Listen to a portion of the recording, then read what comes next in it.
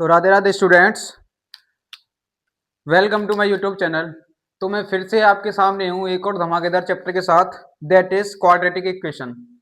तो आज हम फिर से डील करने वाले हैं बेटा एग्जाम के पॉइंट ऑफ व्यू से। ये भी चैप्टर बहुत ज़्यादा इंपॉर्टेंट है। तो आइए देखते हैं, सीधा हम टॉपिक पे बात करते हैं, व्हाट इज क्वाड्रेटिक इक्वेशन। तो हम बात करेंगे पहले क्वाड्रेटिक इक्वेशन क्या होती है। क्वाड्रेटिक इक्वेशन का मतलब होता है जिसकी वेरिएबल की पावर 2 हो जाए, जिसके वेरिएबल की मैक्सिमम पावर कितनी होती है 2, उसी को क्या बोलते हैं क्वाड्रेटिक इक्वेशन। तो सबसे पहले बात करेंगे journal form, journal form general form of quadratic equation, quadratic equation. ठीक है बेटा। तो क्या होती है जनरल फॉर्म क्वाड्रेटिक इक्वेशन की? तो ये होती है a x square plus b x plus c equals to 0। तो ये आ गई बेटा हमारे पास general form of quadratic equation. अब देखो इसको इक्वेशन क्यों बोलते हैं? आपने देखा होगा चैप्टर नंबर 2 में पॉलिनोमियल्स, पॉलिनोमियल्स में आपने ऐसा ऐसा पढ़ा होगा। तो वहां पर इसको क्या बोलते थे, उसमें ये नहीं होता था, उसको हम यहाँ पर इस तरीके से पढ़ते थे पी एक्स इक्वल्स टू। तो इसको बोलेंगे हम क्वाड्रेटिक पॉलिनोमियल। बट जिसमें क्या हो जाए बेटा कि इक्वेशन आ जाए इक्वल्स टू में कुछ कांस्टेंट आ जाता है, जिसमें इक्वल्स टू में कुछ ना कुछ कांस्टेंट आ जाता है, उसको क्या बोलते थे क्वाड्रेटिक इक्वेशन। इसकी डिग्री कितनी होती है? इसकी डिग्री कितनी होती है? इसकी डिग्री होती है 2। जो याद रखने वाली बातें बेटा, पहली बात याद रखने वाली है कि ए नॉट इक्वल टू 0, ए की वैल्यू कभी 0 नहीं होनी चाहिए। समझ में आया? तो ये होता है। ठीक है। अब बात करेंगे हम कि इसके ग्राफ कैसे बनता है, graph of quadratic equation, graph of quadratic equation. तो इसका जो ग्राफ बनता है वो बेटा पैराबोला बनता है, पैराबोलिक। कैसा होता है इसका ग्राफ? पैराबोलिक होता है बेटा। अब पैराबोलिक किस तरीके से बता देता हूं मैं। देखो ये होता है हमारे पास वाई एक्सेस, ये होता है एक्स एक्सेस। तो इस तरीके से बनता है कुछ ग्राफ। पैराबोला कैसे बनता है पता है आप लोगों को? इस तरीके का, ये जो है आपका पैराबोला है। ये क्या है? पैराबोला। एक इस तरीके से भी पैराबोला है, ये भी पैराबोला है। तो इस तरीके से ग्राफ बनता है बेटा इसका। इसकी इक्वेशन ये होती है। समझ में आया?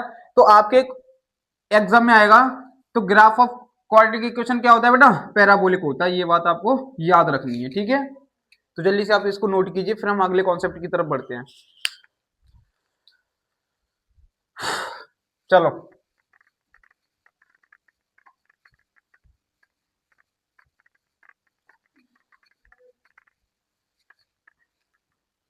अब बात करते हैं आगे चल के।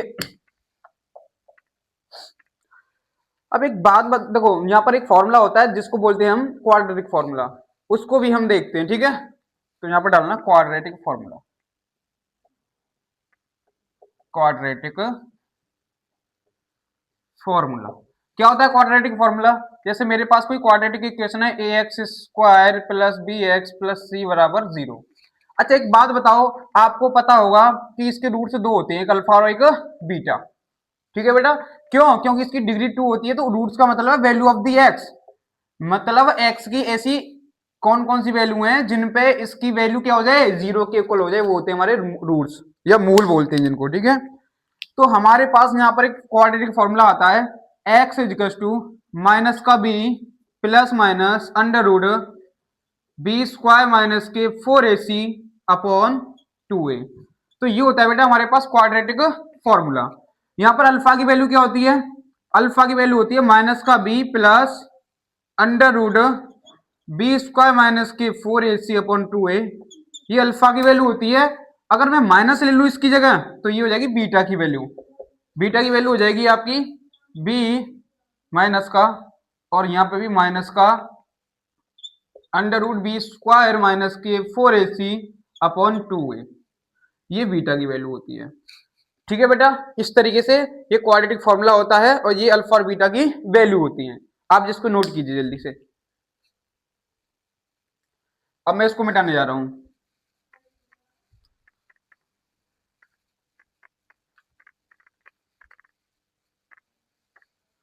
अब डालोगे roots of the quadratic equation,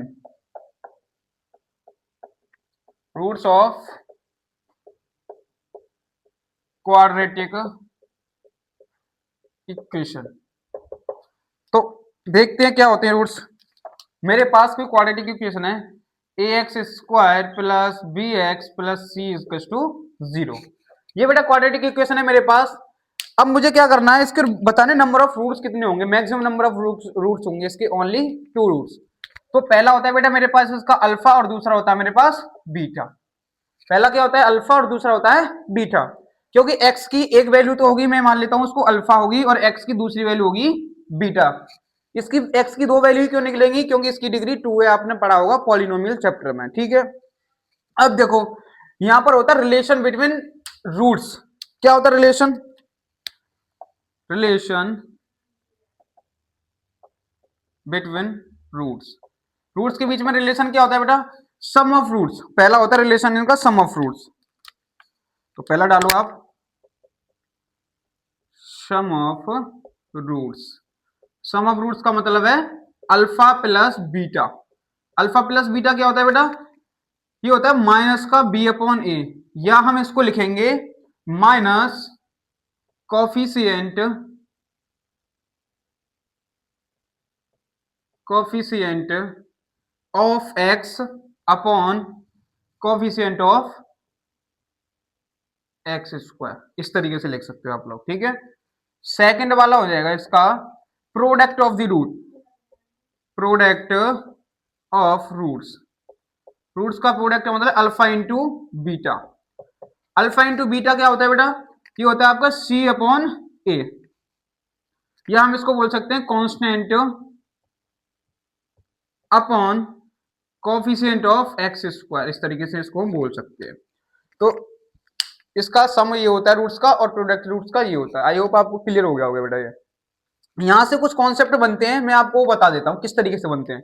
मैं कुछ वैल्यू लिख रहा हूं आपके पास, जैसे मैं इसको मिटा के बताऊंगा, ठीक है, ऊपर से। जैसे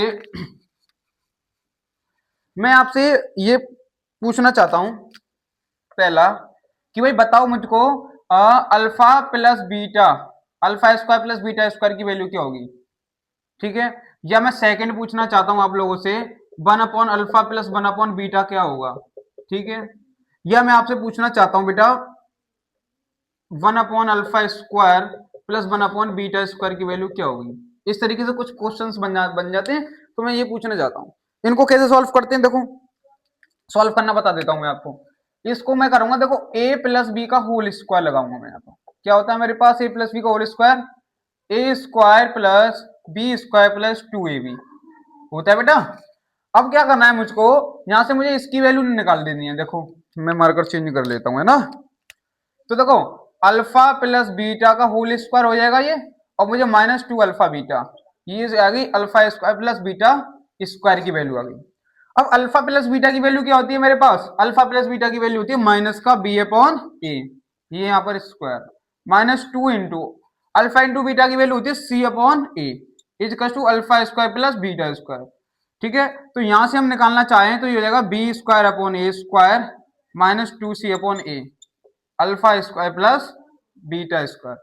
ये आ गई the value of A square alpha square plus beta square in terms of A B and सी।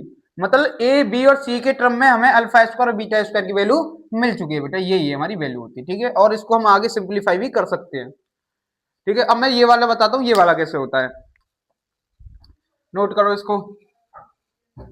ये वाला पहले देख लिया, इसको रफ कर देते हैं, ठीक है। अब सेकंड वाला देखो, इसका मैं एलसीएम ले लूंगा नीचे से, अल्फा इंटू बीटा एलसीएम आ जाएगा, ये ऊपर हो जाएगा बीटा प्लस अल्फा। तो देखो अल्फा प्लस बीटा की वैल्यू क्या होती है, माइनस के बी अपॉन ए, और अल्फा इंटू बीटा की सी अपॉन ए। इससे ये कैंसिल आउट हो जाएगा, ये आएगा माइनस का बी अपॉन सी, माइनस का बी अपॉन सी। ये किसकी वैल्यू आई है, 1 upon alpha plus 1 upon beta, ये इसकी वैल्यू आई है बेटा minus B upon C. I hope आपको क्लियर हो गया होगा बेटा, ये नोट करिए इसको। आगे देखो, इसको देखो, इसका मैं ले लूंगा LCM, alpha square plus beta square LCM आ जाएगा, ऊपर alpha square plus beta square हो जाएगा, ठीक है बेटा। अब इसको कैसे लिख सकता हूं, अभी थोड़ी देर पहले बताया था a square plus b square plus 2ab वाले फॉर्मूले से। तो मैं इसको लिखूंगा अल्फा प्लस बीटा का whole square minus 2 alpha beta, और नीचे अल्फा बीटा का होल स्क्वायर। ठीक है, अब ए और बी और सी की वैल्यू रख दो भाई। अल्फा प्लस बीटा की वैल्यू क्या होती है, माइनस का बी अपॉन ए, 2 अल्फा इंटू बीटा की इंटू सी अपॉन ए, और अल्फा इंटू बीटा सी अपॉन ए का होल स्क्वायर। तो जाएगा B square upon A square minus 2c upon A upon C square upon A square. ठीक है, ये यहाँ चला जाएगा, ये यहाँ चला जाएगा, आप और भी सिंप्लीफाई इसको कर सकते हो। ठीक है, मैंने आपको सिर्फ एक रोड मैप बता दिया कि इसको इस तरीके से सॉल्व करते हैं। ठीक है, ऐसे क्वेश्चन पूछे जाते हैं बेटा आपके बोर्ड एग्जाम में, सीबीएसई बोर्ड वाले बच्चों में। ठीक है, आप इसको एक बार नोट कीजिए जल्दी से। चलो, तो इस तरीके से बेटा यहाँ से जो आपका रिलेशन बिटवीन रूट्स से यहाँ से इस तरीके से क्वेश्चन बनने की पूरी पूरी प्रोबेबिलिटी है। आगे बात करते हैं बेटा नेचर ऑफ द रूट्स। एक बात बताओ, एक होता है हमारे पास सबसे पहले डिस्क्रिमिनेंट। पहले बात करेंगे discriminant. What is discriminant? Discriminant होता है बेटा कि B square minus 4ac that is denoted by B, जिसको बी के द्वारा हम क्या करते हैं, डिनोटेड किया जाता है। फॉर एग्जाम्पल मेरे पास ये है a x square plus b x plus c equals to 0। अब मैं इसका क्या निकालना चाह रहा हूँ, डिस्क्रिमिनेंट निकालना चाह रहा हूं। तो मैं उसको सबसे पहले डी से डिनोटेट करूंगा, और डी की वैल्यू होती है हमारे पास बी स्क्वायर माइनस के 4ac that is the D. और ये डी क्या होता है, यहाँ पर डिस्क्रिमिनेंट होता है, सीधी सी बात है। ठीक है, अब एक बात देखो, हम why do need of the discriminant of any quadratic equation, हमें किसी भी क्वाड्रेटिक इक्वेशन की डिस्क्रिमिनेंट निकालने की जरूरत क्यों पड़ती है?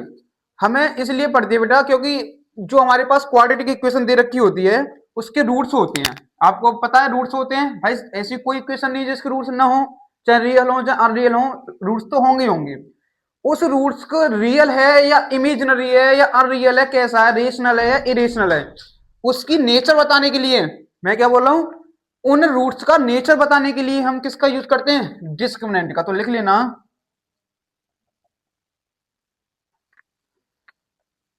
We need of discriminant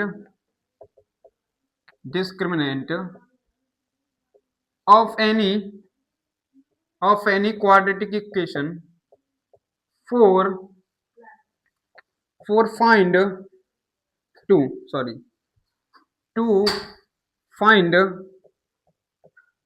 to find nature of the roots, to find nature of the roots। मतलब हमें ये पता चलता है बेटा कि डिस्क्रिमिनेंट हमें ये बताता है कि जो हमारे पास क्वाड्रेटिक इक्वेशन है उसके रूट्स का नेचर क्या होगा, वो रियल होगा या अनरियल होगा, रेशनल होगा या इरेशनल होगा, किस तरीके के होगा, इक्वल होगा या नॉट इक्वल होगा, क्या होगा। तो इसलिए हम क्या करते हैं, डिस्क्रिमिनेंट फाइंड करते हैं। अब देखो यहां पर डालना नेचर ऑफ द रूट्स डाल दो। ठीक है, अगला टॉपिक है हमारे पास nature of the roots. Nature of roots, nature of roots क्या होता है, इसकी तीन कंडीशंस होती हैं, तीन कंडीशंस बता रहा हूं बेटा। ठीक है, पहली कंडीशन होती है इसकी if D greater than 0। D greater than 0 का मतलब है बी स्क्वायर माइनस 4ac की वैल्यू अगर 0 से बड़ी, बड़ी का मतलब पॉजिटिव, बड़ी का मतलब क्या है बेटा, यहाँ पर पॉजिटिव, यहाँ डाले ना पॉजिटिव। अगर पॉजिटिव हो जाती है तो जो रूट्स होते हैं वो रूट्स कैसे होते हैं, हमारे रूट्स होते हैं हमारे पास रियल। कैसे होते हैं बेटा, roots are real and rational, मतलब रियल और रेशनल रूट्स होते हैं। ठीक है, इस वाली कंडीशन में। सेकंड कंडीशन है, ये फर्स्ट कंडीशन, सेकंड कंडीशन है इफ यदि d इक्वल टू 0।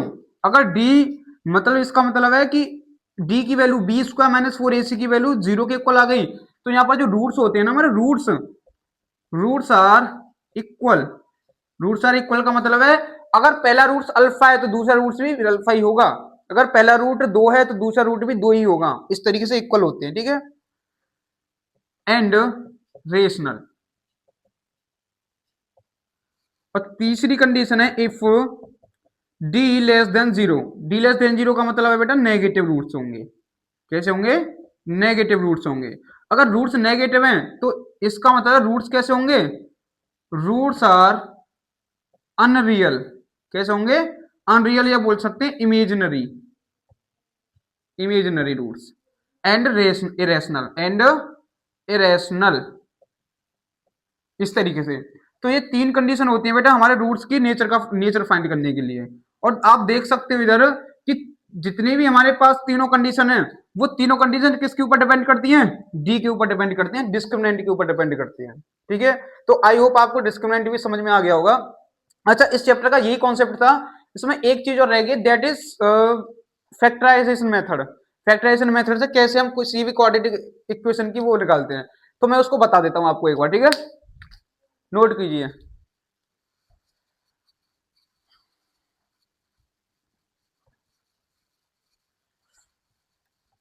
अब डालो factorization method, finding root, finding roots to factorization method, to factorization method. क्या होता है? फॉर एग्जाम्पल मैं क्या करता हूं बेटा, मेरे पास कोई इक्वेशन है ये से, x square minus x plus 12 बराबर 0, ये है मेरे पास। अब मुझे क्या फैक्टराइजेशन मेथड से इसके क्या निकालने? रूट्स निकालने। क्या निकालने बेटा मुझको? इसके रूट्स निकालने। रूट्स, इसको माइनस कर लेते हैं, इसके रूट्स निकालने हैं। तो मैं क्या करूंगा, देखो यहां पर पहले सबसे पहले मुझे ए और बी और सी की वैल्यू पता होनी चाहिए क्या होती है। हमारे पास दो तरीके हैं। मैं पहला तरीका बता रहा हूँ फैक्टराइजेशन मेथड, और सेकंड तरीका होता है बाय क्वाड्रेटिक फॉर्मूला। जो क्वाड्रेटिक फॉर्मूला भी बताया है ना मैंने आप लोगों को, उसके द्वारा भी निकाल सकते हैं हम। ठीक है, तो मैं फैक्टराइजेशन मेथड सिखाने वाला हूं आपको। तो सबसे पहले हम इसके क्या करते हैं? फैक्टर करते हैं 12 के। 12 के फैक्टर कर लो, कितने हो जाएंगे? ये हो जाएगा 6, ये 3 और ये 1। हम किसको स्प्लिट करेंगे? इस x के कोफिशिएंट को स्प्लिट करते हैं इस फैक्टर की हेल्प से। कैसे? हम क्या करेंगे बेटा, इसको एक्स स्क्वायर माइनस, देखो 2 टू जा 4 और मल्टीप्लाई 3, मैं इसको ऐसे स्प्लिट करूंगा। मतलब घटा के तो मेरे पास -1 बचना चाहिए, और मल्टीप्लाई करके क्या आना चाहिए मेरे पास? माइनस का 12 आना चाहिए। तो मैं इसको लिखूंगा माइनस के 4x और प्लस के 3x और -12 बराबर 0। देखो मैंने ये स्प्लिट कर लिया, -4x प्लस 3x। किसके द्वारा किया ये 4x और 3x? ये इसके फैक्टर के थ्रू किया है। देखो ये 4 और ये 3। आई होप समझ में आ गया होगा। अगर नहीं आया तो पोज करके एक बार और देखना। अब देखो यहां से मैं दो पेयर बनाता हूं ऐसे, ये पेयर बना लिए मैंने। अब यहां से मुझे कुछ ना कुछ कॉमन निकालना है। तो देखो इसमें एक्स आ रहा है, इसमें भी एक्स आ रहा है, तो एक्स मैंने कॉमन ले लिया, तो एक्स माइनस के 4 बचेगा इधर, प्लस यहां से 3 कॉमन लूंगा, यहां पर भी एक्स माइनस 4 इक्वल टू 0। एक बात बता दूं बेटा आपको, यहां पे प्रूफिंग कर सकते हो आप कि आप सही जा रहे हो या गलत जा रहे हो। जो यहां पर ब्रैकेट बनेगा वही ब्रैकेट यहां पे बनना चाहिए। अगर ये सेम कंडीशन अप्लाई हो रही है तो you are definitely correct, otherwise you are wrong. ठीक है, तो ये ब्रैकेट कॉमन ले लो, x माइनस 4 आ गया मेरे पास कॉमन, ये बचेगा x प्लस 3 इक्वल टू 0। तो हो गए बस। अब इसको 0 के equal, 4 equal to 0, x plus 3 equal to 0। तो देखो यहां से x की वैल्यू निकालेंगे 4 आ गई, और यहां से x की वैल्यू निकालेंगे -3 आ गई। तो this is alpha and this is a beta. अब हम इनके रिलेशन भी बता सकते हैं। चलो रिलेशन भी बता देता हूं मैं, इनके बीच में रिलेशन कैसा होता है। देखो मुझे पता है अल्फा प्लस बीटा क्या होता है, माइनस के बी अपॉन ए होता है। ठीक है, तो अल्फा और बीटा को जोड़ूंगा तो बी की वैल्यू क्या है मेरे पास? ए की वैल्यू यहाँ पर 1 है, बी की वैल्यू -1 है, और सी की वैल्यू माइनस के 12 है, आपको पता है। तो अल्फा की वैल्यू मेरे पास 4 है, और बीटा की वैल्यू माइनस के 3 है, और बी की वैल्यू माइनस का 1 है और माइनस का 1, और ए की वैल्यू भी 1 है। तो यहां से क्या आ जाएगा बेटा? ये जाएगा 1 is to minus minus plus 1/1। तो इसका मतलब है यहां से अल्फा प्लस बीटा मेरा वेरीफाई हो गया। सेकंड वे वेरीफाई कर सकता हूं मैं alpha into beta. Alpha into beta की value C upon A. Alpha की वैल्यू मेरे पास 4 है, इंटू बीटा की वैल्यू -3 है, सी की वैल्यू माइनस के 12 है, ए की वैल्यू 1 है। तो ये आएगा माइनस का 12 इक्वल टू माइनस का 12। This is a relation between the roots. ठीक है बेटा, ये आपको मैंने समझा दिया, और आई होप आपको जरूर से जरूर समझ में आया होगा। अगर नहीं समझ में आए तो कमेंट बॉक्स में एक बार आप जरूर बताइएगा मुझे। अगर आपको वीडियो अच्छी लगे, आपको लग रहा है वाकई में हेल्पफुल है, तो अभी मैंने ये सिर्फ और सिर्फ कॉन्सेप्ट बताया बेटा, ये सिर्फ और सिर्फ इस चैप्टर का कॉन्सेप्ट बताया है। अभी मेन धमाका इस चैप्टर का दोबारा आने वाला है, जैसे ट्रिग्नोमेट्री का है, ठीक है। तो अभी ये कॉन्सेप्ट की क्लास थी, अगली क्लास आएगी वो आपके क्वेश्चंस की होगी। तो thank you so much, Radhe Radhe.